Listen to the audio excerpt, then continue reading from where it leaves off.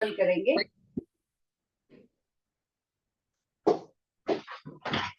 ली Chatelier principal में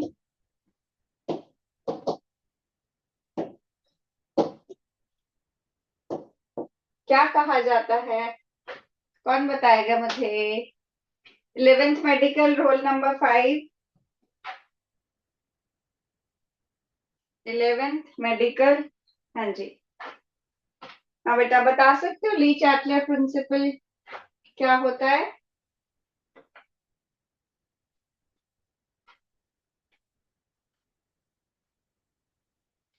Is anybody answering?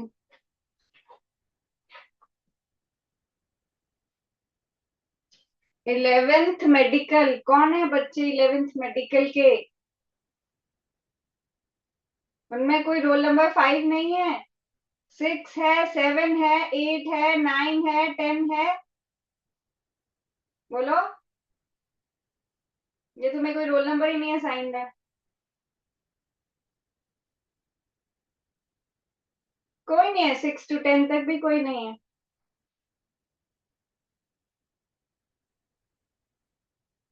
Roll number 11 कब absent है आज 11th मेडिकल में? Roll number 12, 13। Ma'am, actually maximum students have gone for preparation today. बच्चे 11th medical में कोई तो बैठे होंगे, मुझे बहुत सारे बच्चे दिख रहे हैं। नॉन मेडिकल में तो चलो कम है, में तो बहुत बैठे हैं। बैठेगा।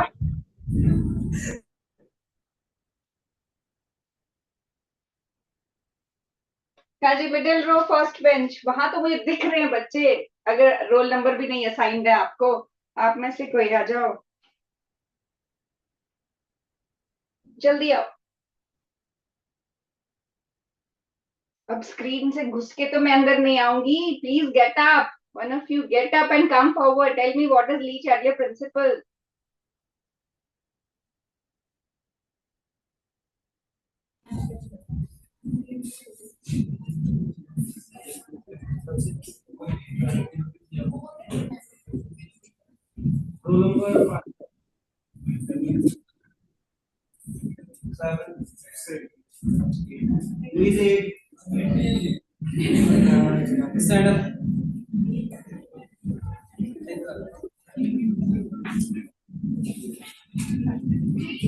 क्या रोल नंबर है बेटा? पहले थे क्या? बताओ, ली चैटले प्रिंसिपल आता है? नहीं आता? ये नहीं आए थे। अच्छा, अपने दोस्तों में से किसी को पूछो, किसी को आता है? जिसको आता है उसको भेजो फिर।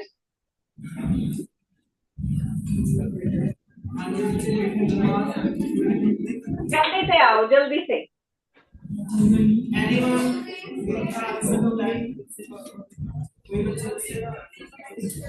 केमिकल इक्विलिब्रियम वाले पार्ट में से एक क्वेश्चन आपको जरूर आएगा ली चैटले प्रिंसिपल का, इसीलिए पूछ रही हूँ।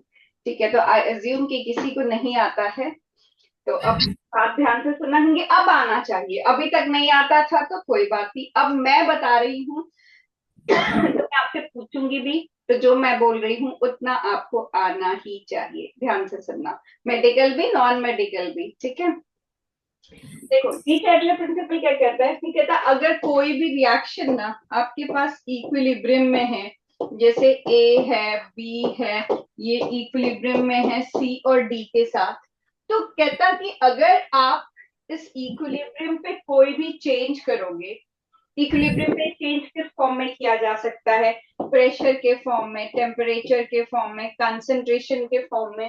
ठीक है, तो अगर कुछ भी चेंज करोगे इन फैक्टर्स में से, तो इक्विलिब्रियम डिस्टर्ब हो जाएगा, लेकिन वो अपने आप को वापस री एस्टैब्लिश करने की कोशिश करेगा। ठीक है, और वो इधर उधर शिफ्ट करेगा। तो हमें ये पूछा जाता है किस साइड शिफ्ट करेगा, फॉरवर्ड जाएगा, बैकवर्ड जाएगा, और हमें चेंज बता दिया जाता है। ठीक है, तो सिंपल वर्ड्स में मैं बताऊं कि अगर कोई रिएक्शन इक्विलिब्रियम में है, आप जो करोगे उस इक्विलिब्रियम को डिस्टर्ब करने के लिए, इक्विलिब्रियम उस चीज को अनडू करेगा, या सीधे बोले तो उसका उल्टा करेगा। मतलब अगर आप इस रिएक्शन में टेम्परेचर बढ़ाते हो तो इक्विलिब्रियम उस साइड शिफ्ट होगा जहां टेम्परेचर कम होगा। अगर आप प्रेशर बढ़ाते हो तो इक्विलिब्रियम उस साइड शिफ्ट होगा जहां प्रेशर कम होगा। अगर आप कंसंट्रेशन बढ़ाते हो तो इक्विलिब्रियम उस साइड शिफ्ट होगा जहां कंसंट्रेशन कम होगी। In simple words Le Chatelier कहता है कि तुम अगर इक्विलिब्रियम को डिस्टर्ब करोगे तो इक्विलिब्रियम उस इफेक्ट को अनडू करेगा, या जो भी आप चीज करोगे इक्विलिब्रियम उसका उल्टा करेगा। ठीक है, अब ये आपको प्रिंसिपल स्टेटमेंट के लिए भी आता है और कुछ एग्जाम्पल्स दिए हैं एनसीईआरटी में और कुछ क्वेश्चंस दिए हैं एनसीईआरटी में जो कि आपको करने हैं ये पता लगाने के लिए कि क्या होने वाला है। बस कीवर्ड्स अपने दिमाग में ये रखना कि आप जो करोगे इक्विलिब्रियम को डिस्टर्ब करने के लिए इक्विलिब्रियम उसका उल्टा करेगा, उस इफेक्ट को अनडू करेगा, क्योंकि आपने डिस्टर्ब किया वो वापस इक्विलिब्रियम एस्टेब्लिश करने की कोशिश करेगा। अब मुझे बोला इसकी डेफिनेशन लिखने के लिए, तो डेफिनेशन में आप लिखोगे Lee Chatterjee principle states that, देख लो ये any change, और जो मैंने बोला उसको साथ साथ में दिमाग में चलाना, in any of the factors, कौन से factor, temperature, pressure, concentration, factors that determine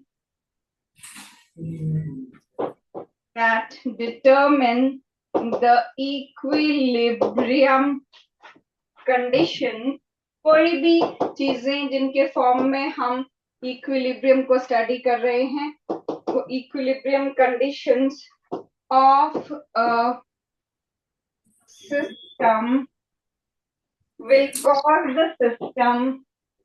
will cause the system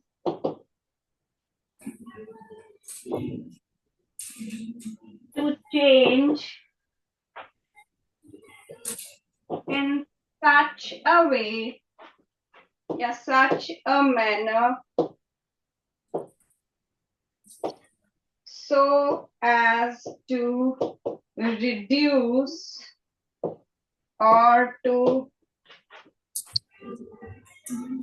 undo the effect of change, or to undo the effect of change. In simple words, आप जो करोगे equilibrium उसका उल्टा करेगा। अभी लिखो, अभी लर्न करो, मैं आपसे डेफिनेशन पूछूंगी, पहले तो पता होना चाहिए पीछे अगले प्रिंसिपल क्या है, तभी अप्लाई होगा वो।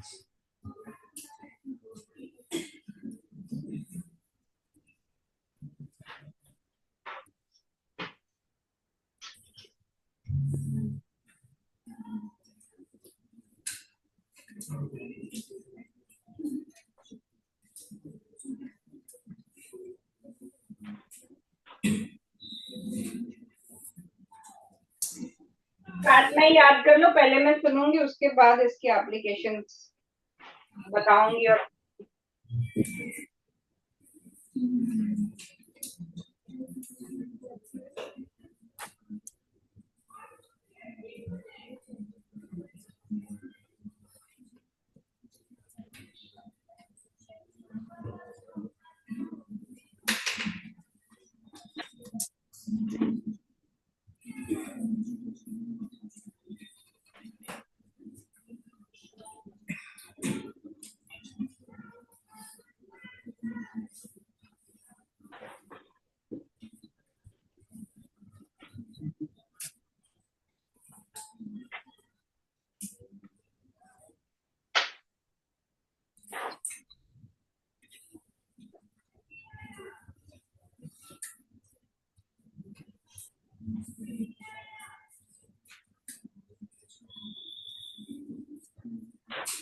डन।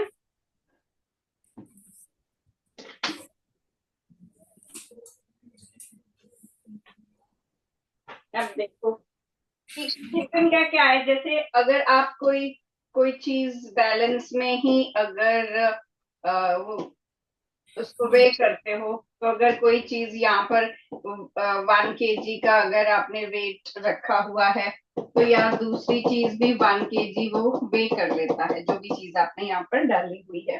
तब ये इक्विलिब्रियम है, इक्वल है। लेकिन अगर यहाँ पर मैं कुछ और वेट ऐड कर देती हूँ, तो ये नीचे को चला जाएगा। फिर मतलब अब मेरा इक्विलिब्रियम खराब हो गया, क्योंकि मैंने इसमें कुछ बढ़ा दिया। क्या बढ़ा दिया? वेट बढ़ा दिया। वेट बढ़ा दिया तो ये नीचे को चला गया। अब अगर मैं चाहती हूं कि ये फिर से बराबर हो जाए, तो या तो मैं वेट हटाऊं या फिर मैं यहाँ पर कुछ और ऐड करूं, ताकि वो बराबर हो जाए। तो सेम सिचुएशन जो है वो इक्विलिब्रियम के रिएक्शन में चल रही है, कि पहले दोनों बैलेंस थे। अब अगर एक भी चीज कम होती है, ज्यादा होती है, तो दूसरी चीज को अकॉर्डिंगली चेंज करने पड़ेंगे, शिफ्ट करना पड़ेगा इधर उधर, ठीक है, ताकि वापस इक्विलिब्रियम हो सके। तो सपोज अगर आपके पास ये रिएक्टेंट्स हैं ए और बी, और ये इक्विलिब्रियम में है सी और डी के साथ, ठीक है।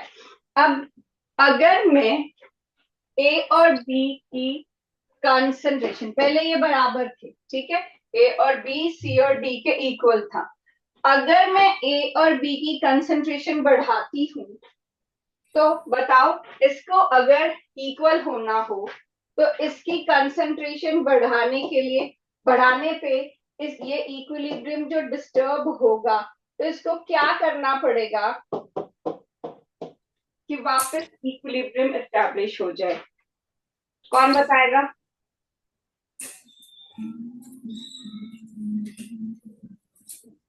पीछे मुंडी गाड़ के मध्य वो बैठो, मुझे तो वैसे ही नहीं तुम्हारे फेसेस क्लियर देख रहे। सीधे ऐसे बताओ कि थोड़ा तो बोलो, थोड़ा तो इंटरैक्ट करो, तभी समझ आएगा, नहीं तो नहीं पता चलेगा। अब मुझे पता ही नहीं चलेगा कि आप बिल्कुल सुन ही नहीं रहे हो या कोशिश ही नहीं कर रहे हो, तो वो नहीं चलेगा ना फिर। थोड़ा तो बताओ क्या हो सकता है अगर इसको इक्विलिब्रियम अटेन करना है। मैंने यहाँ ए और बी की कंसंट्रेशन बढ़ा दी, अब इसको इसके इक्वल करनी है, तो क्या करना पड़ेगा? हाँ जी, बोलो।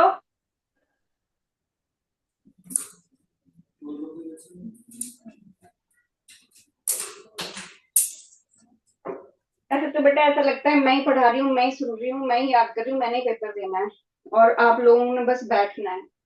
तो थोड़ा सा बोला करो, चाहे गलत बोलो सही बोलो, मैं थोड़ा ना आपको बोल रही हूँ। पहले आपने नहीं बताया कौन सा मैंने कुछ बोला, पर ऐसे जब कुछ बोलते नहीं हो और एकदम ऐसे स्टैचू बन के बैठे रहते हो, उसके लिए नहीं है, ये इंटरैक्टिव क्लास है। You have to speak whether it's correct और इट्स रॉन्ग, पर आप इंटरैक्ट तो करो, बताओ, नहीं पता तब भी बताओ। फिर ऐसे बस कि मैं बोलती रहूं और तुम बैठे रहो। अब देखो, ये कंसंट्रेशन अगर एक तरफ किसी चीज की बढ़ेगी, तो उसको अगर दूसरे के इक्वल होना है, तो उसको कम होना पड़ता है, अनडू करना है इफेक्ट। मतलब अगर बढ़ाया है तो उसको कम करना पड़ेगा, ताकि वापस इक्विलिब्रियम एस्टैब्लिश हो जाए। तो जो भी आपके रिएक्टेंट्स हैं, वो रिएक्ट कर करके प्रोडक्ट बनाते रहेंगे, ताकि ये क्वांटिटी जो है कम होती रहे, और ये धीरे धीरे थोड़ा थोड़ा बढ़ेगा, और फिर ये वापस दोनों बराबर हो जाएंगे, ठीक है। तो मतलब अगर आप रिएक्टेंट की कंसंट्रेशन बढ़ा रहे हो प्रोडक्ट की कंपैरिजन में, तो इनको इक्वल होने के लिए रिएक्टेंट्स को रिएक्ट करके प्रोडक्ट बनाना पड़ेगा, तभी वो इक्वल हो सकते हैं। तो इसका मतलब हुआ कि वो कौन से डायरेक्शन में जाएगा? फॉरवर्ड डायरेक्शन में जाएगा, और रिएक्टेंट से प्रोडक्ट बनेंगे, ठीक है। सिमिलरली अगर मेरे पास, मैं प्रोडक्ट की कंसंट्रेशन बढ़ा देती हूँ एज कंपेयर टू रिएक्टेंट, अब इक्विलिब्रियम डिस्टर्ब हो चुका है, तो अब इक्विलिब्रियम को मेंटेन करने के लिए इन प्रोडक्ट्स को वापस रिएक्टेंट बनना पड़ेगा, ताकि ये प्रोडक्ट्स की क्वांटिटी कम होती रहे, और एक टाइम आए जब ये दोनों बराबर हो जाए। तो मतलब ये रिएक्शन जो है वो बैकवर्ड डायरेक्शन में चलेगा, ठीक है। तो क्या हुआ कि अगर आपने रिएक्टेंट की कंसंट्रेशन बढ़ाई तो वो फॉरवर्ड डायरेक्शन में गया, खुद को कम किया, मतलब आपने बढ़ाई तो उसने कम कर दी। जो मैंने कहा उल्टा करेगा, जो आप चेंज इंपोज करने के लिए कुछ भी करोगे इक्विलिब्रियम उसका उल्टा करेगा। कि आप अगर रिएक्टेंट की कंसंट्रेशन बढ़ा रहे हो, इक्विलिब्रियम उसको कम कर रहा है वापस एस्टेब्लिश होने के लिए। आप अगर प्रोडक्ट की कंसंट्रेशन बढ़ा रहे हो तो इक्विलिब्रियम उसकी कंसंट्रेशन कम कर रहा है बैकवर्ड रिएक्शन करा के। तो जो भी आप करोगे इक्विलिब्रियम उसका उल्टा करेगा ताकि वो उस इफेक्ट को अनडू कर सके। ठीक है, I can see some of the students are writing. मैंने तो ऐसा कुछ नहीं डिक्टेट कर रही हूँ कि आपको बहुत ज्यादा लिखना पड़े।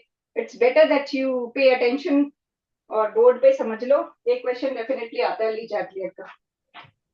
ओके, उसके बाद ये हो गया आपका इफेक्ट ऑफ कंसंट्रेशन। फिर है आपके पास इफेक्ट ऑफ टेम्परेचर।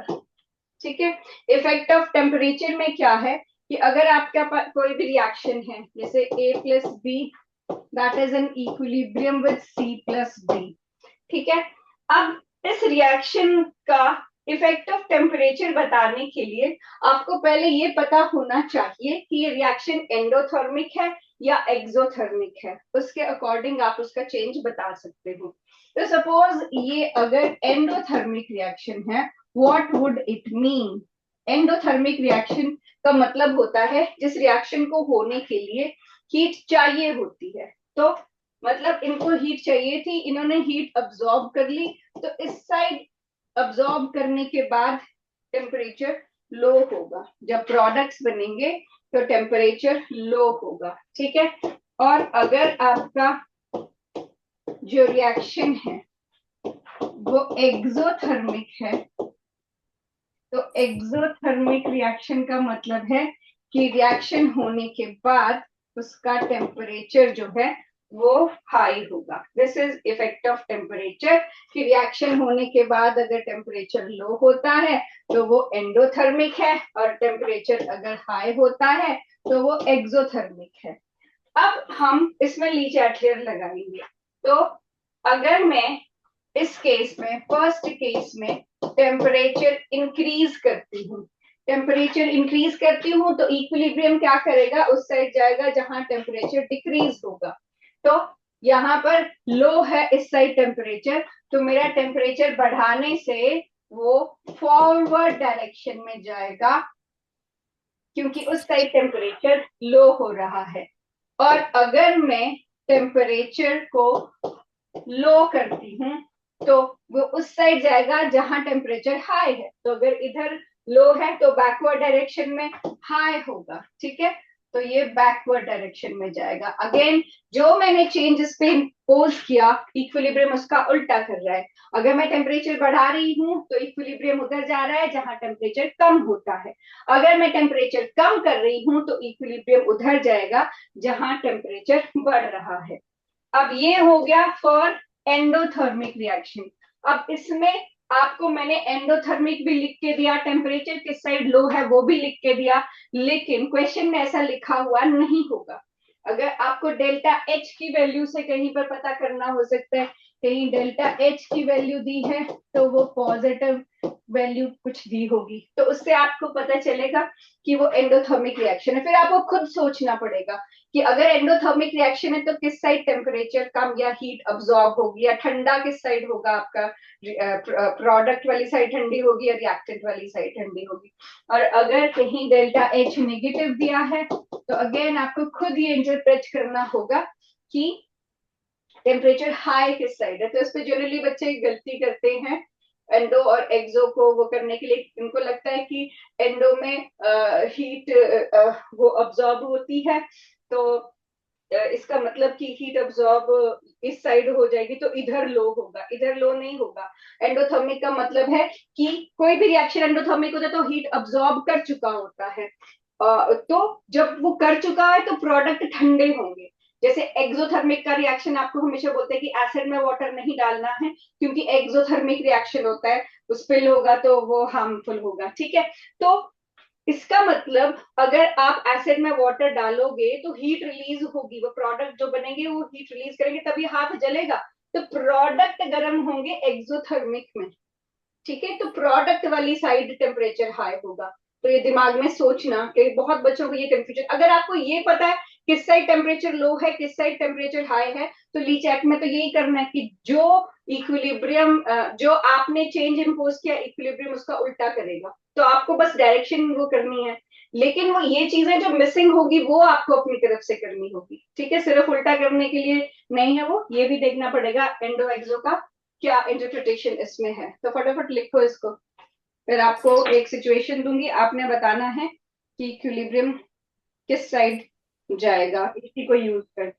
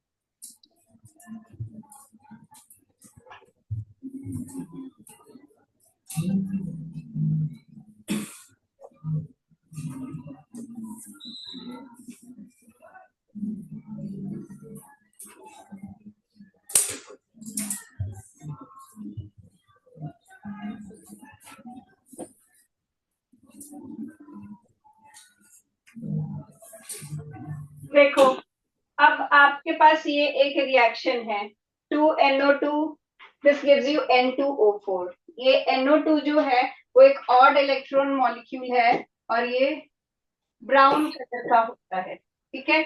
और जो N2O4 है वो एक कलरलेस गैस है, और जो एंथैल्पी चेंज है वो आपको दिया हुआ है delta H -57.2 kilo joule.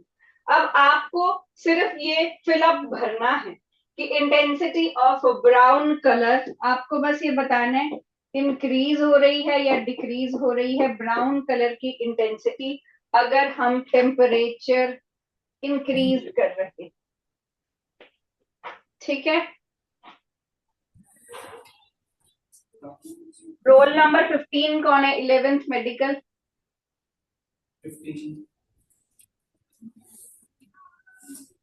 16, 17। Roll number 16 कोई 16 रजिस्टर कर लो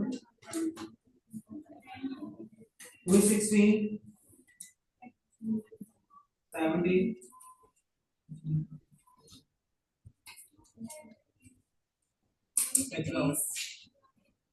हाँ जी बेटा। अभी देखो पहले तो ये बताओ ये एंडोथर्मिक रिएक्शन है या एक्सोथर्मिक रिएक्शन है?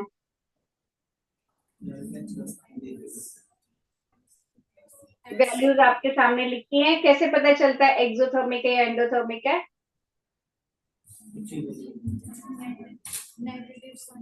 नेगेटिव साइन है तो कौन सा होता है, एंडो या एक्सो?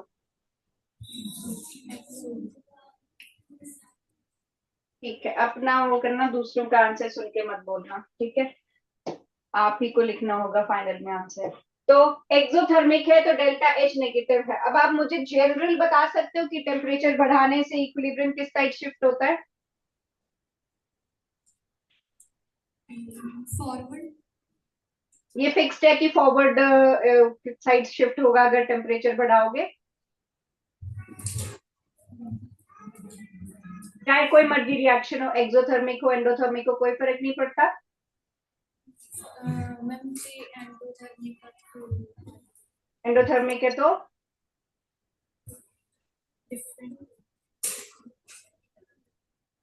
ली जैटले प्रिंसिपल क्या बोलता है? जी टेम्परेचर इंक्रीज हो रहा है फिर होगा मतलब फॉरवर्ड होगी ते जे टेम्परेचर डिक्रीज हो रहा फिर ये जो मैंने आपको दो चीजें बताई ऊपर, क्या इसमें मैंने सिर्फ ये बताया इंक्रीज होगा? कौन से वाले केस में बताया वो देखा आपने? एंड तो अभी कौन सा वाला केस है आपके सामने? तो मैंने यही बोला कि आपको ये पता होना चाहिए कि रिएक्शन एक्सो है कि एंडो है। उसके बाद आप ये डिसाइड करते हो कि टेम्परेचर किस साइड हाई है और किस साइड लो है।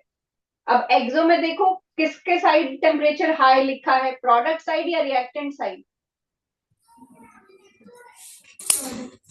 प्रोडक्ट साइड, ठीक है। तो अगर प्रोडक्ट साइड जो है टेम्परेचर हाई है और आप भी टेम्परेचर बढ़ा रहे हो, ठीक है। अब ली चैटलेट में जाओ, अगर आप टेम्परेचर बढ़ा रहे हो तो वो किस साइड जाएगा? जहां टेम्परेचर लो होता है। तो आप मुझे बता सकते हो कि इस केस में किस साइड जाएगा? ये एक्सोथर्मिक रिएक्शन है। सोचो जैसे ऊपर किया है, सोचो किस साइड टेम्परेचर हाई होगा, लो होगा, और फिर सोचो कि टेम्परेचर बढ़ाएंगे तो वो किस साइड जाएगा।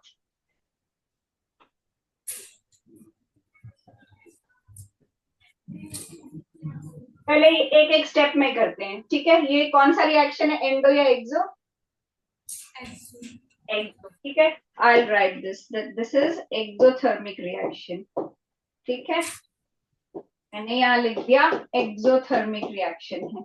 अब आप ये डिसाइड करो इसमें किस साइड हीट इवॉल्व होगी, टेम्परेचर ज्यादा होगा, रिएक्टेंट साइड या प्रोडक्ट साइड?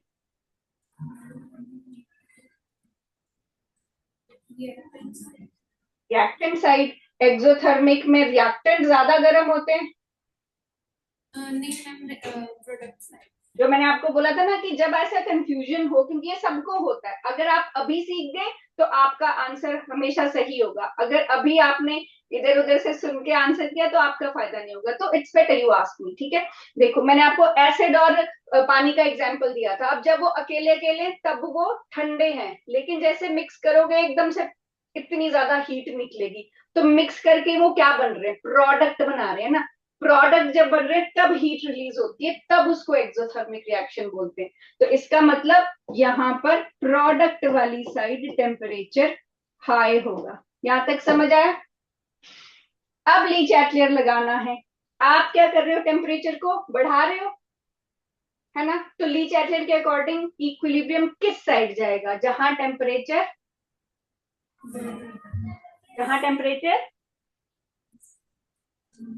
कम होगा या ज्यादा होगा, बोलो। जहाँ पर टेम्परेचर इंक्रीज होगा। मतलब आप जो करोगे इक्विलिब्रियम वही करता है, ऑपोजिट करता है ना। तो आप तो टेम्परेचर बढ़ा रहे हो, इसमें लिखा है टेम्परेचर इंक्रीज हो रहा है, तो इक्विलिब्रियम किस साइड शिफ्ट करेगा?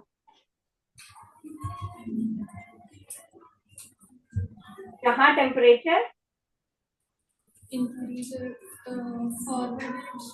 फॉरवर्ड बैकवर्ड छोड़ दो बेटे।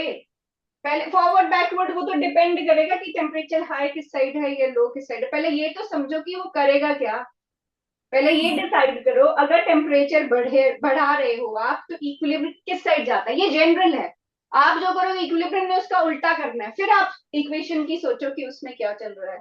पहले आप बताओ, आप टेम्परेचर बढ़ाओगे तो इक्विलिब्रियम किस साइड जाएगा? डिक्रीज वाली साइड। अब इस रिएक्शन पे आओ, इस रिएक्शन में मुझे बताओ किस साइड टेम्परेचर कम होगा? रिएक्टेंट वाली साइड। मतलब ये किस साइड जाएगा? रिएक्टेंट वाली साइड। रिएक्टेंट का कलर कौन सा है? Brown colour. तो ब्राउन कलर बढ़ेगा या कम होगा जब आप टेम्परेचर बढ़ा रहे हो? इंक्रीज नहीं होगा मैडम, वो NO2 बनता रहेगा तो वो और ज्यादा इंक्रीज डीप होगा कलर। और ये NCERT का एग्जाम्पल है, ज्यादा एक्स्ट्रा नहीं मैं करवा रही हूँ, ठीक है। तो इसमें ये जैसे जैसे और बनता जाएगा इसका कलर और ज्यादा, कोई रिएक्टेंट बन रहा है तो उसका कलर और ज्यादा डीप होगा। तो यहाँ पर इसका कलर और ज्यादा ब्राउन होगा, ठीक है, इंक्रीज होगा ये कलर में, स्ट्रेंथ बढ़ेगी उसकी। ठीक है, बैठो। हाँ जी, 11th non medical, roll number 3, 4, 5, 6, 7, 8, 9, इनमें से पहला कोई भी है वो gate up and come forward. इसमें मेरा टाइम मत वेस्ट किया करो कि एक रोल नंबर को मैं बुलाऊं, फिर दूसरे को बुलाऊं, फिर तीसरे को। सीरियल ऑर्डर में जो पहले है प्रेजेंट, कम फॉरवर्ड।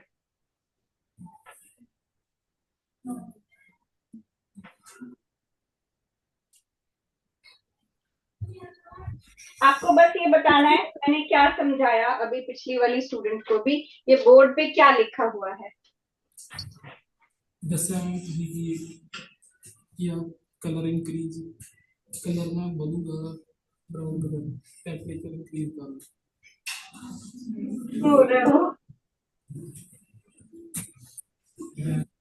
कौन सा प्रिंसिपल लग रहा है इसमें? ली चैटलर। चैटलर प्रिंसिपल क्या बोलता है? द फैक्ट ऑफ चेंज, हाँ जी, change in temperature, volume, concentration, the equilibrium shifted in direction towards the effect of C. इतनी इंग्लिश नहीं आती मुझे, सीधे बता दो ली चैटलर में क्या होता है। Undo the effect of C. हाँ जी, Undo the effect. अनडू करता है, इफेक्ट कौन सा? Temperature, volume, concentration, equilibrium is shifted. ये जो रिएक्शन दिया है मैंने, एंडोथर्मिक है कि एक्सोथर्मिक है? एक्सोथर्मिक। इसमें टेम्परेचर किस साइड ज्यादा है, रिएक्टेंट वाली साइड या प्रोडक्ट वाली साइड? प्रोडक्ट वाली साइड, ठीक है। तो अगर आप टेम्परेचर बढ़ाओगे तो इक्विलिब्रियम किस साइड जाएगा? बैकवर्ड। क्यों?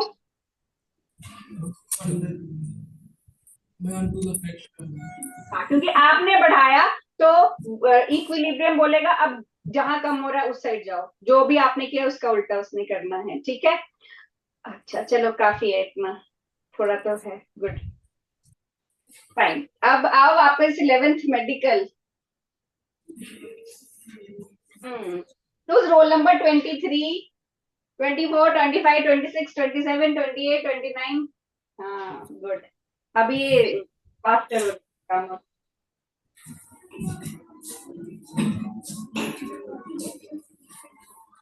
हाँ जी बेटा, स्टार्ट विद ली चैटलर। क्या होता है ली चैटलर, और मुझे बताओ इस रिएक्शन में क्या हो रहा है।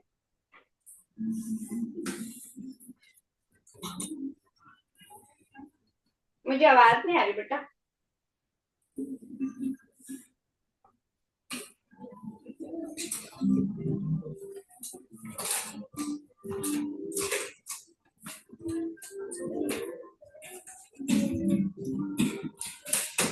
बोल रहे हो क्या?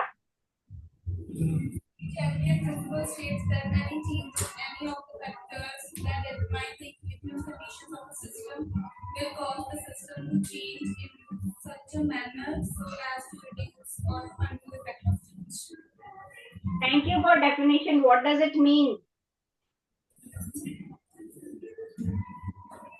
Explain using example of this equation which I have written. The statement which you have given, you have to explain this example using that statement. Ma'am जे उधर टेम्परेचर वादा होगा ते अगला इक्विलिब्रियम पे ਜਿਹੜਾ टेम्परेचर उधर डिक्रीज होगा।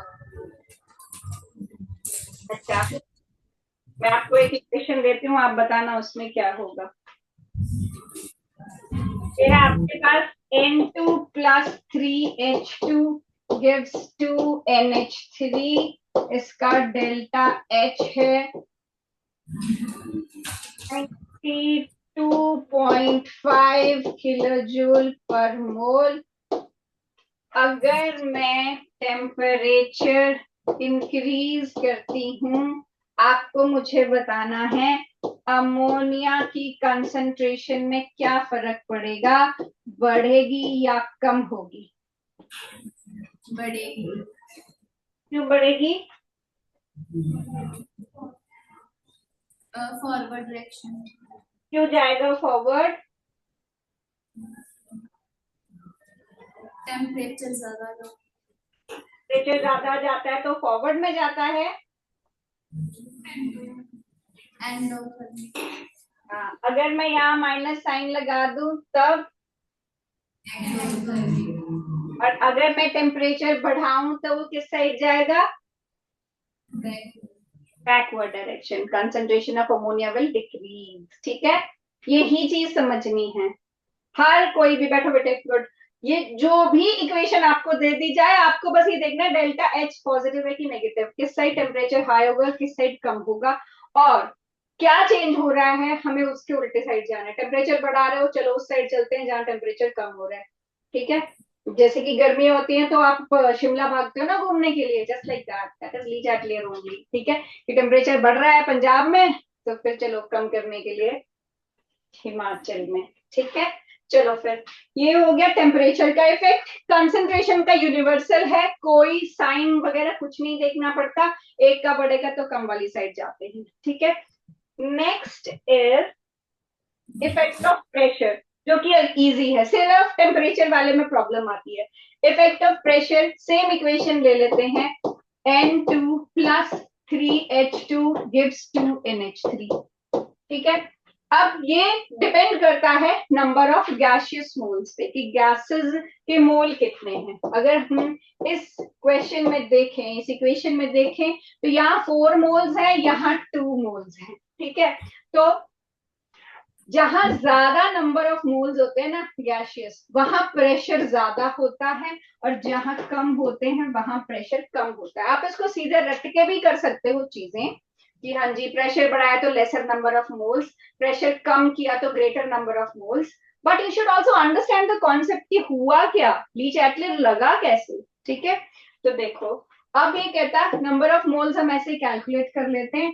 अगर मैं प्रेशर बढ़ाती हूं तो ये उस साइड जाएगा जहां लेसर नंबर ऑफ मोल्स होंगे, और लेसर नंबर ऑफ मोल्स किधर, प्रोडक्ट वाली साइड है, इधर सिर्फ 2 मोल्स है, तो ये फॉरवर्ड डायरेक्शन में जाएगा। और अगर मैं प्रेशर कम करती हूं तो ये उस साइड जाएगा जहां नंबर ऑफ मोल्स बढ़ते हैं, मतलब ये बैकवर्ड डायरेक्शन में जाएगा। और ये सब पे अवेलेबल होता है, एप्लीकेबल होता है। बस आपको क्या देखना है कि गैसेस होनी चाहिए, सॉलिड या लिक्विड नहीं, वो ध्यान में रखना है। ठीक है, फिर इसमें आता है, अब इसी चीज को थोड़ा सा ऐसे ही कॉम्प्लिकेट कर देते हैं, बस डायरेक्ट ऐसे इतने प्यार से पूछा होता तो अलग बात थी। अब जैसे मैं अगर बोलूं आपको, एक आपके पास रिएक्शन है, this is Fe3 positive aqueous plus HCN negative. This is in equilibrium with FeSCN 2 positive. Yes. So this is yellow. This is colorless. And this is deep red. This is deep red. ठीक है, अब देखो,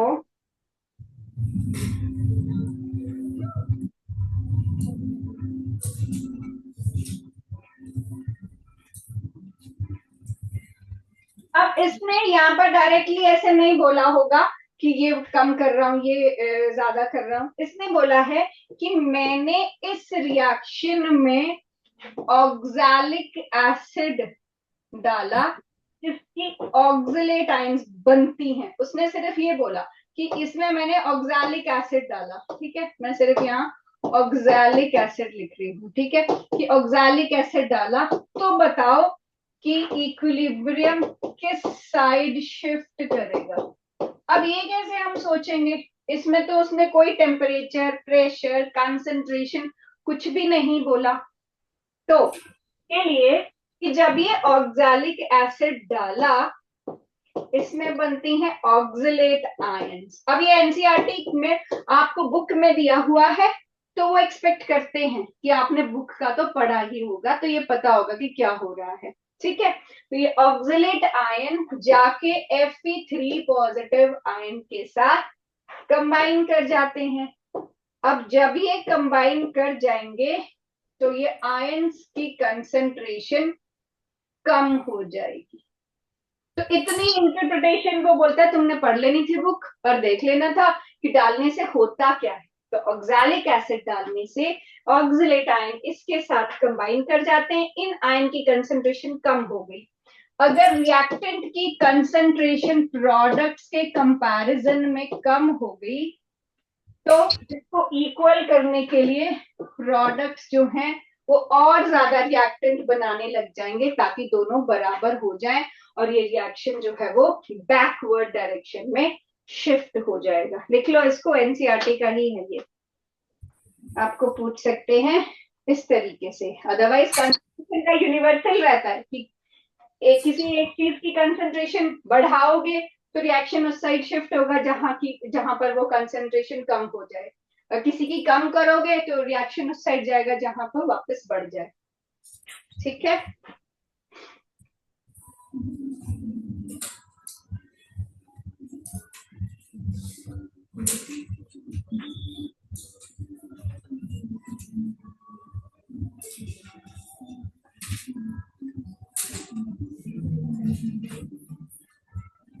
इसके बाद फिर दो चीजें और हैं। एक है इफेक्ट ऑफ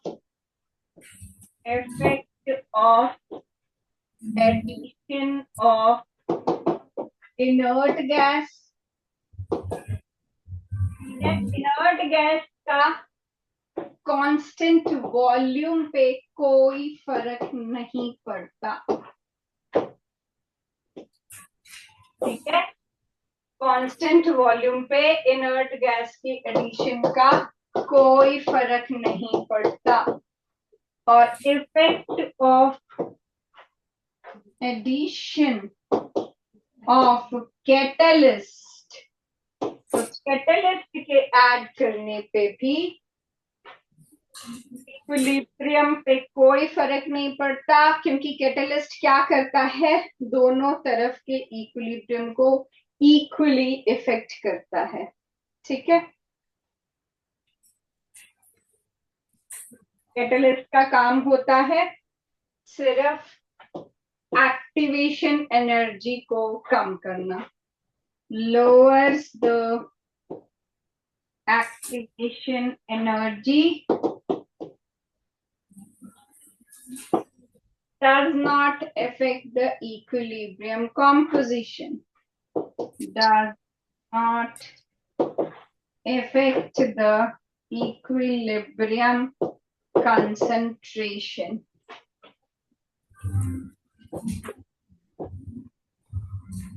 ठीक है,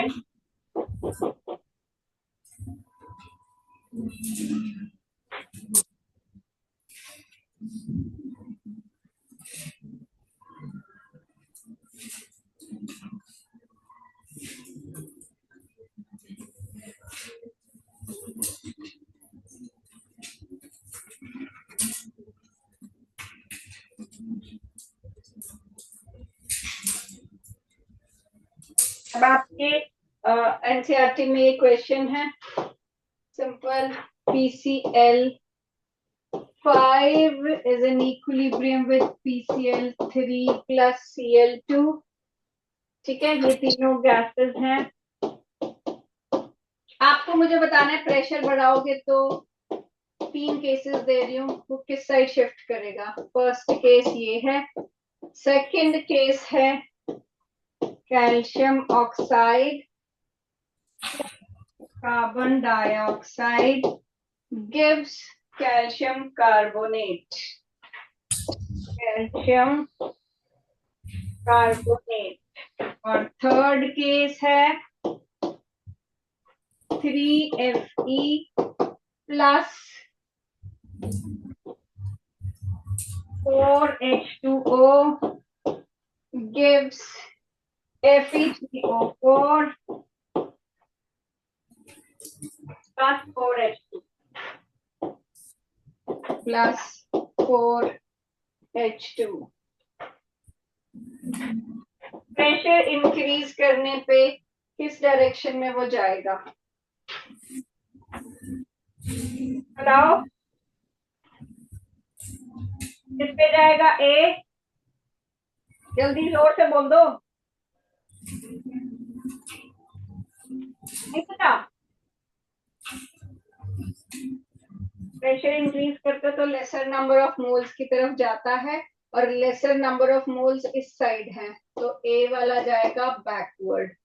इसमें ये तो सॉलिड है, ये भी सॉलिड है, यहाँ 1 है, यहाँ 0 है, तो प्रेशर इंक्रीज करने पे greater number of lesser number of moles पे जाएगा और लेसर नंबर ऑफ मोल्स इसके फॉरवर्ड डायरेक्शन में है। और यहाँ 3 है, 4 है, लेकिन ये सॉलिड है तो इसको नहीं काउंट करेंगे। वाटर आपका कौन सी स्टेट में दिया था? हीट करते हैं तो चलो मान लो हम गैशियस ले लेते हैं, स्टीम के फॉर्म में ले लेते हैं।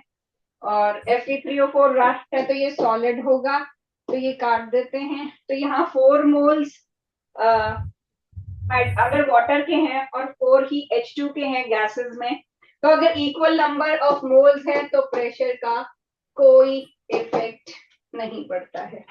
ठीक है, आई होप आपको चैप्टर समझ आया होगा और आप इसके क्वेश्चंस अब कर पाओगे।